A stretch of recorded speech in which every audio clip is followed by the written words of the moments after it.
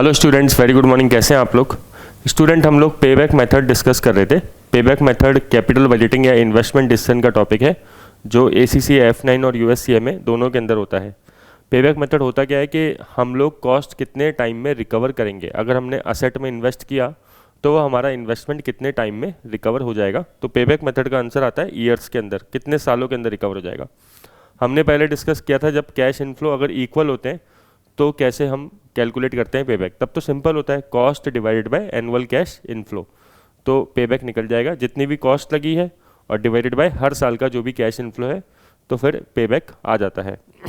अगर आज हम देखते हैं कैश इनफ्लो इक्वल नहीं है, हर साल अलग अलग है, तो उस केस में पेबैक कैसे निकालेंगे। मान लीजिए कि कॉस्ट ऑफ असेट है 1 लाख की और ईयर 1 2 3 4 का कैश इनफ्लो देखा है 30 60 20 10। अब आप देखिए यहाँ पे कैश इनफ्लो अलग अलग है। हमें पता लगाना है कि पेबैक कितना है, मतलब ये 1 लाख की जो कॉस्ट है कितने सालों में रिकवर हो जाएगी।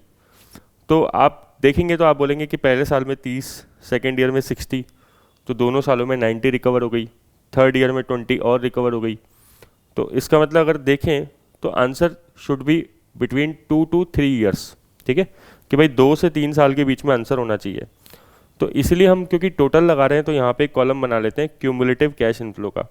जैसे पहले साल में 30,000 हो गया, दूसरे साल में 60, 30 + 60 कितना हो गया 90, 90 + 20 110, 110 + 10 120।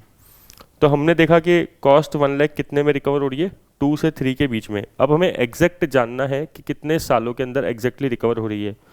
तो मिनिमम कितने साल लग रहे हैं, 2 ईयर्स है ना। ध्यान से देखिए 2 साल लग रहे हैं। 2 साल बाद भी अनरिकवर्ड अमाउंट कितना है, कितना कॉस्ट अनरिकवर्ड रह रही है। 2 साल में अपन को 90,000 मिल जाएंगे और कॉस्ट कितनी है 1 लाख, तो अनरिकवर्ड कितना आ गया 10,000। कैसे आया 1 लाख माइनस 90,000। 2 सालों का कैश फ्लो क्यूमुलेटिव कर लिया था हमने और कॉस्ट थी 1 लाख की। और ये जो 10,000 जो बचा है, जो दूसरे साल में भी रिकवर नहीं हो पाया, ये कौन से साल में मिल रहा है, तीसरे साल में। तीसरे साल में टोटल कैश इनफ्लो कितना मिल रहा है इंडिविजुअली 20,000। तो अगर आप बोलें कि भाई यूनिटरी मेथड लगा रहे हैं हम यहाँ पे, ये एक तरीके से यूनिटरी मेथड है। ये क्या बोल रहा है कि 10,000 हमें थर्ड ईयर के अंदर मिल रहे हैं, है ना, और टोटल थर्ड ईयर में कितने मिल रहे हैं 20,000। तो 10,000 मिलने में कितना टाइम लगेगा।